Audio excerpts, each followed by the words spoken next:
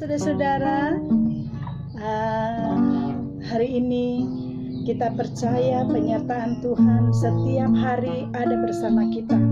Saudara-saudara, tetap jaga kesehatan dan andalkan Tuhan di dalam kehidupan. Dan firman-firman Tuhan yang kita baca menjadi kekuatan bagi kita di tengah pandemi ini. Mari saya akan membagikan firman Tuhan. Mari kita tundukkan kepala. Tak dapat jalan sendiri, Tuhan tolong padaku. Biarlah sinarmu menerangi hidupku, sebab ku tak dapat jalan sendiri. Biarlah sinarmu menerangi hidupku, sebab ku tak dapat jalan sendiri. Bapa kami yang ada di dalam surga, biarlah sinarmu menerangi hidup kami Tuhan, karena kami tidak mampu berjalan sendiri tanpa-Mu Tuhan. Kami percaya penyertaan-Mu atas hidup kami, atas keluarga kami Tuhan. Kau mengasihi kami Tuhan. Terima kasih ya Bapa, terima kasih Tuhan Yesus. Sebentar hamba-Mu akan menyampaikan firman Tuhan, dan biarlah firman ini menjadi motivasi untuk kami tetap hidup di dalam kebenaran-Mu Tuhan. Terima kasih, urapi hamba-Mu Tuhan untuk menyampaikan firman Tuhan ini Tuhan. Berkati mereka yang mendengarkan channel itu kami. Di dalam nama Tuhan Yesus Kristus Allah Bapa kami yang hidup dan Roh Kudus. Amin. Hari ini saya akan membagikan beberapa ayat firman Tuhan untuk bisa saya sampaikan kepada saudara-saudara, yaitu di Kejadian 1 ayat 26. Kejadian 1 ayat 26, baik berfirmanlah Allah, baiklah kita menjadikan manusia menurut gambar dan rupa kita, supaya mereka berkuasa atas ikan-ikan di laut dan burung-burung di udara dan atas ternak dan atas seluruh bumi dan atas segala binatang melata yang merayap di bumi. Ini menceritakan bagaimana rancangan Tuhan bagi kita. Jadi keberadaan kita di muka bumi bukanlah hasil evolusi, melainkan dirancang dan diciptakan oleh Tuhan. Bahkan kita adalah makhluk Tuhan yang paling mulia, melebihi ciptaan Tuhan lainnya, karena kita diciptakan serupa dan segambar dengan Dia. Jadi saya percaya saat Tuhan menciptakan kita di muka bumi ini ada rancangan untuk setiap kita masing-masing pribadi. Tuhan tidak asal menciptakan kita begitu saja, tetapi Tuhan mempunyai rencana untuk kita kerjakan. Apa yang harus kita kerjakan di dunia ini, apa yang Tuhan mau atas hidup kita.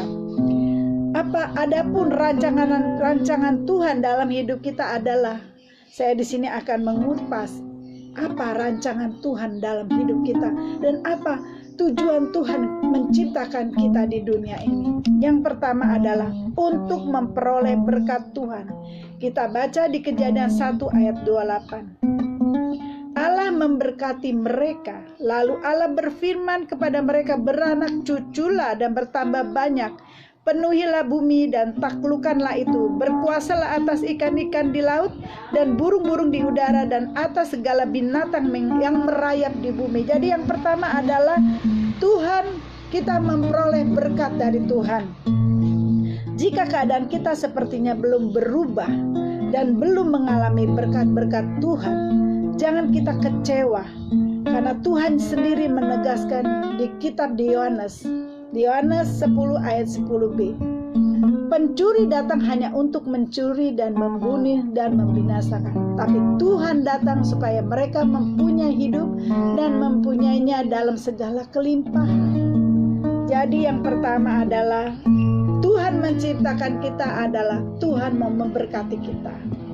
Di firman Tuhan dikatakan Allah memberkati mereka. Jadi pada saat itu Adam dan Hawa diciptakan Tuhan dan Tuhan menciptakan. Dan berkat yang sama pun kita terima seperti Tuhan memberkati Adam dan Hawa.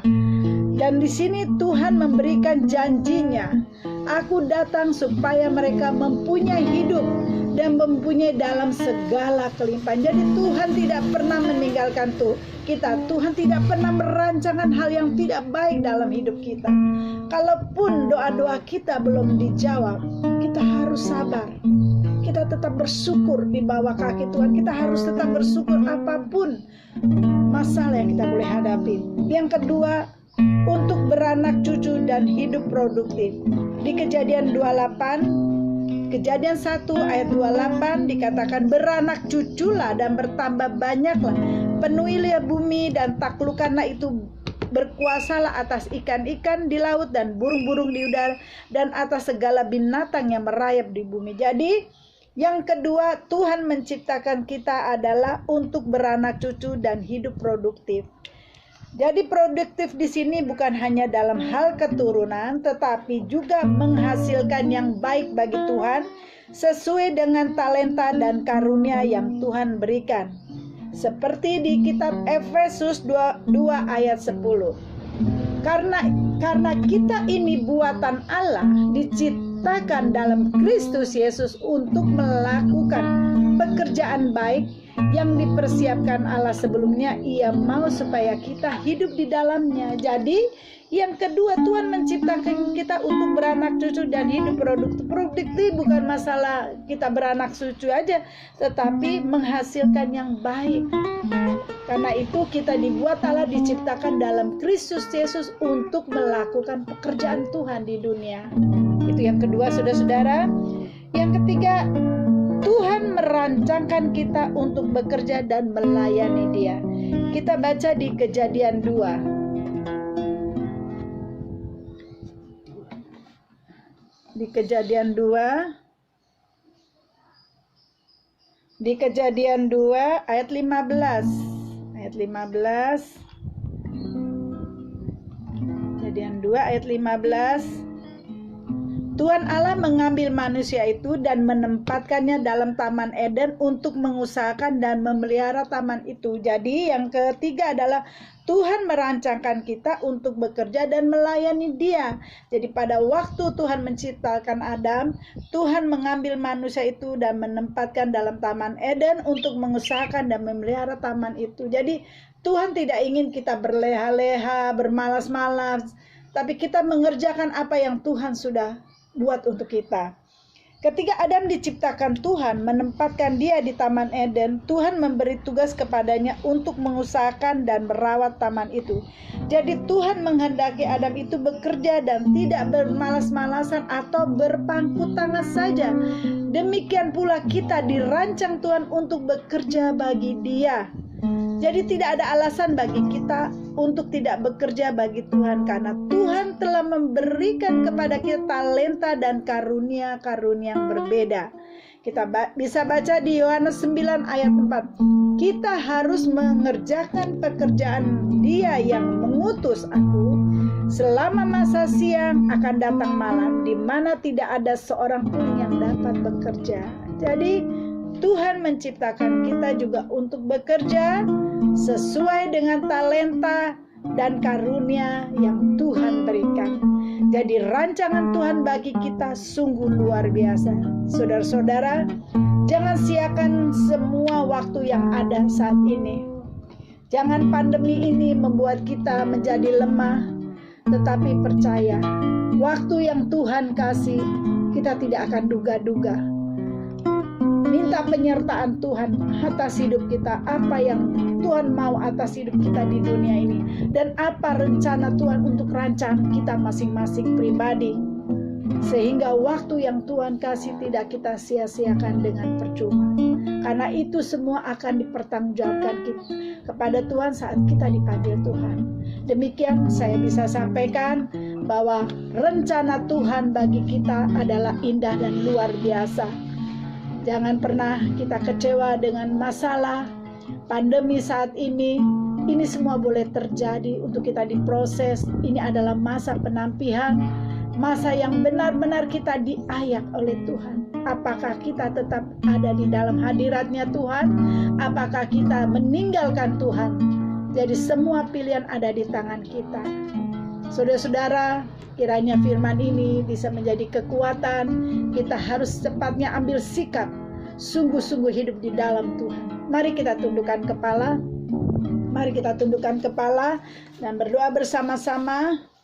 Bapa kami yang ada di dalam surga, hamba-Mu sudah menyampaikan firman Tuhan. Kami percaya Tuhan, rancangan indah yang Tuhan buat atas kami masing-masing. Tuhan punya rencana untuk kami. Untuk itu ya Bapa, ajari kami untuk taat tunduk akan sesuatu sesuai rencana yang Tuhan boleh jadi atas hidup kami masing-masing dan keluarga kami. Kami mau belajar setia padamu Tuhan. Kami mau belajar saling mengikuti kehendak-Mu ya Bapa. Kami imani Tuhan, virus corona ini akan segera berakhir. Berkati bangsa Indonesia semakin luar biasa, pulihkan keadaan bangsa Indonesia Tuhan. Inilah seluruh doa yang boleh kami naikkan hanya di dalam nama Tuhan Yesus Kristus Allah Bapa kami yang hidup dan Roh Kudus. Mari angkat tangan dan terimalah berkat dari Tuhan. Tuhan memberkati engkau dan melindungi engkau. Tuhan menyinari engkau dengan wajah-Nya dan memberi engkau kasih karunia. Tuhan menghadapkan wajah-Nya kepadamu dan memberi engkau damai sejahtera anugerah dari Bapa di surga. Cinta kasih Tuhan Yesus dan persekutuan dengan Roh Kudus menyertai kami dari sekarang sampai selama-lamanya. Di dalam nama Tuhan Yesus Kristus Allah Bapa kami yang hidup dan Roh Kudus. Mari kita yang percaya katakan amin. Jangan lupa subscribe. Tuhan berkati.